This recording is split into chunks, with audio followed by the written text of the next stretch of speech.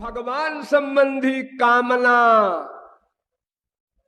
निंदनीय नहीं है, लेकिन वंदनीय भी नहीं है, ऐसा हमारा ख्याल है। साधक के लिए डेंजर है, क्योंकि अगर हमने कोई कामना बना ली, उनका दर्शन हो जाए, चलो और कुछ नहीं चाहते, स्पर्श भी नहीं चाहते, लेकिन दर्शन हो जाए, अब नहीं हुआ, रोते रहे, 1 दिन 2 दिन 1 महीना 1 साल 10 साल 1000 साल करोड़ साल।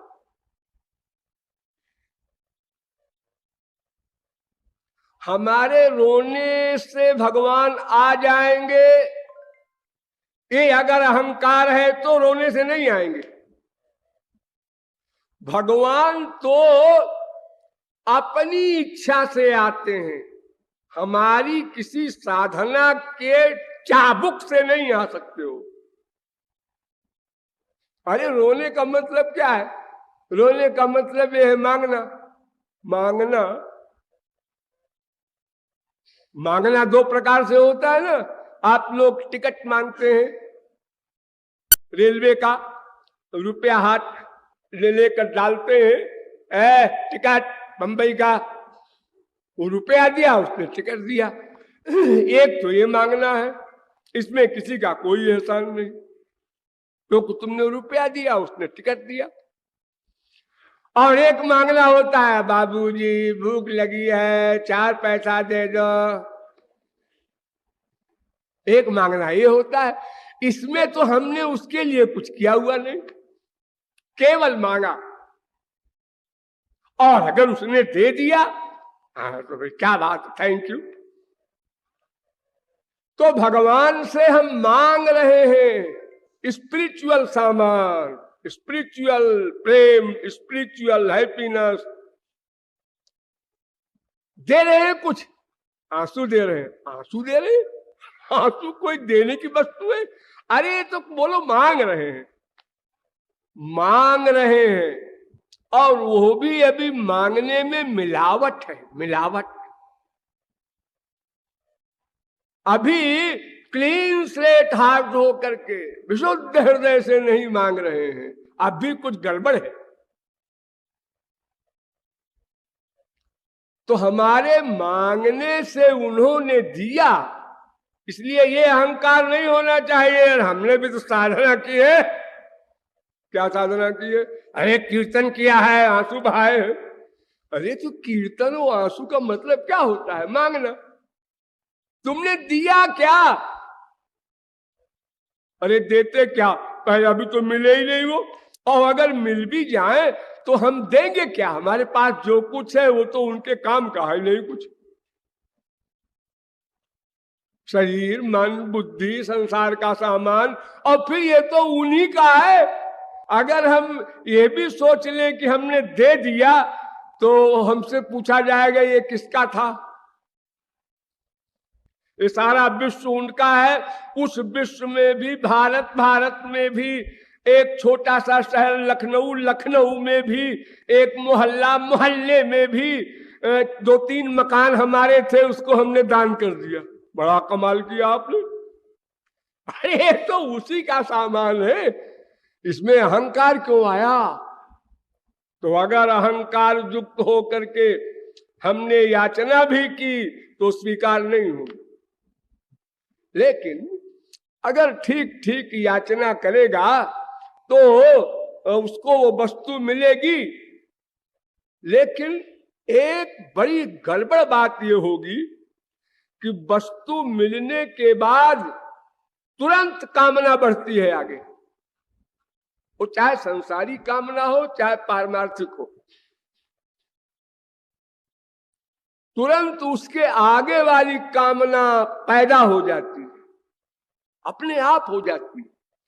तो जैसे संसार में तमाम स्तर हैं, ये साइकिल से जा रहा है, ये स्कूटर से जा रहा है, ये मोटरसाइकिल से जा रहा है, ये एम्बेसडर से जा रहा है, ये अम्पाला से जा रहा है, एक से एक ऊंचा स्तर है ना। तो जब उसी को साइकिल मिल जाती है, हाँ साइकिल तो मिल गई लेकिन वो मोटरसाइकिल होती तो जरा अच्छा रहता, चलाओ उसको, मेहनत करो तो तुरंत कामना बढ़ गई। मोटरसाइकिल हो गई, अरे मोटरसाइकिल क्या खोपड़ा खा लेती है, भी कोई गाड़ी है। कार हो तो साहब बनकर चले, कार भी हो गई।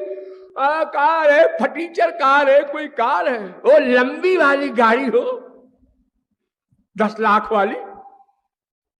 यानी ये बीमारी ऐसी है कि यत् पृथिव्याम ब्रीहियमं हिरण्यम पाशवः स्त्रियः नालमेकस्य पर्याप्तम। अनंत ब्रह्मांड की साम्राज्य श्री मिल जाए तो भी उसके आगे प्लानिंग होगी। और यही बात ईश्वरीय जगत में भी है, वहां भी अनेकों स्तर हैं। जैसे मैंने बताया था ना, ये ब्रह्मानंद है, ये वैकुंठानंद है, ये द्वारिकानंद है, ये मथुरानंद है, ये ब्रजानंद है, वृंदावनानंद है, कुंजानंद है, निकुंजानंद है। तमाम आनंद वहां भी होते हैं। तो कामना बनाएंगे अगर हम, तो उसके पूरी होने के बाद फिर कामना आगे बढ़ेगी।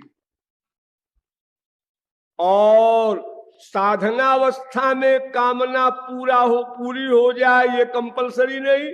इसलिए अगर साधनावस्था में कामना पूरी ना हुई तो निराशा आएगी, और निराशा आएगी तो अबाउट टर्न हो जाएगा। अरे यार इतने दिन तक रोए गाए सब कुछ, सब बकवास है, न कहीं भगवान है, न कहीं कुछ है। लोग खा बखा फैला रखा है बवाल एक बिला वजह खोपड़ा भंजन करने के लिए। ये भगवान जो है, ये जो जिनके दिमाग खराब हो गए हैं बुढ़ापे में, ऐसे लोग जंगलों में पड़े रहते थे, खाने पीने को ढंग से मिलता नहीं था, हाफ मैड हो गए थे। तो उन्होंने कहा हम तो बर्बादे हुए हैं, ये दुनिया वालों को भी ऐसी बीमारी लगा दो भगवान की कि ये भी टेंशन में पड़े रहे। हाँ, जब निराशा आती है मनुष्य में तो इतनी निम्न कक्षा की बात सोच जाता है कि उसको होश और हवास नहीं रहता कि मैं क्या सोच रहा हूं।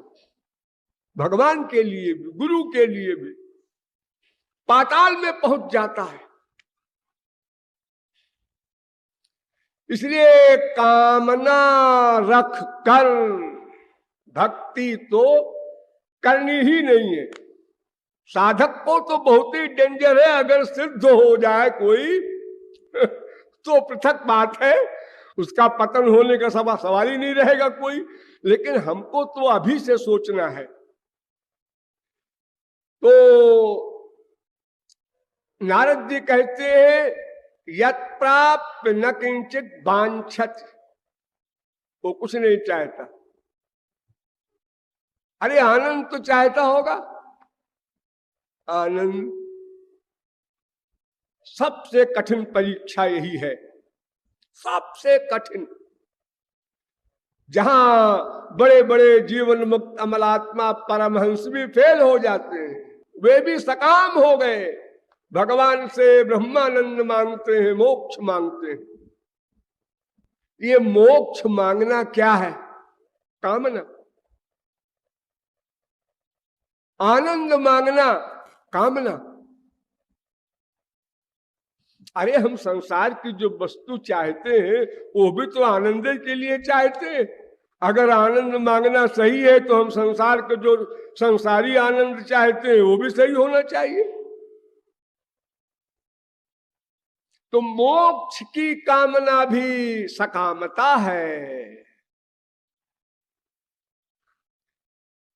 लेकिन निष्कामता और सकामता में जो बारीक अंतर है वो क्या है? हम भगवान की सेवा चाहते हैं, सेवा चाहते हैं, ये भी कामना है। वाह वाह वाह, बड़े आप अच्छे हुए, सेवा चाहते हैं और कहते हैं हम निष्काम हैं। अरे आपका एम तो है कुछ, सेवा चाहते हैं ना। हाँ, लेकिन हम सेवा चाहते हैं अपने प्रियतम की, सेव्य की। हाँ हाँ, सेव्य की सेवा चाहते हो जैसे माँ बच्चे की सेवा करती है, उसे खुशी होती है, ऐसे ही ना? नहीं नहीं, हम श्याम सुंदर की सेवा इसलिए चाहते हैं कि श्याम सुंदर को सुख मिले। अब आनंद का की हमारी कामना भी समाप्त, अब हम निष्काम होंगे। श्याम सुंदर को सुख मिले, इस उद्देश्य से उनकी सेवा मांगते हैं। उस सेवा के लिए उनका दिव्य निष्काम प्रेम मांगते हैं। यहां से चला, निष्काम प्रेम चाहिए क्यों? उनकी सेवा करेंगे क्यों? उनके सुख के लिए। इसके लिए नारद जी ने एक सूत्र बनाया है, तत् सुख सुखित्वम। तो क्यों जी फिर हमको आनंद कहां मिला? ऐसा लेवल इतना लंबा चौड़ा हमने किया, बेकार हो गया? नहीं, जब श्याम सुंदर को आप सुख देंगे सेवा से, तो श्याम सुंदर उसको और मधुर बनाकर लौटा देंगे आपको, तब आपको वो उससे अधिक आनंद मिलेगा। फिर आप उसको श्याम सुंदर को दे देंगे, फिर वो आपको लौटा देंगे, फिर आप उनको दे देंगे। ये क्रम अनंत काल तक चलता जाएगा, इसलिए आनंद बढ़ता जाएगा। इसलिए आगे भक्ति सूत्र बनाया है नारद जी ने एक, प्रतिक्षण वर्धमानम।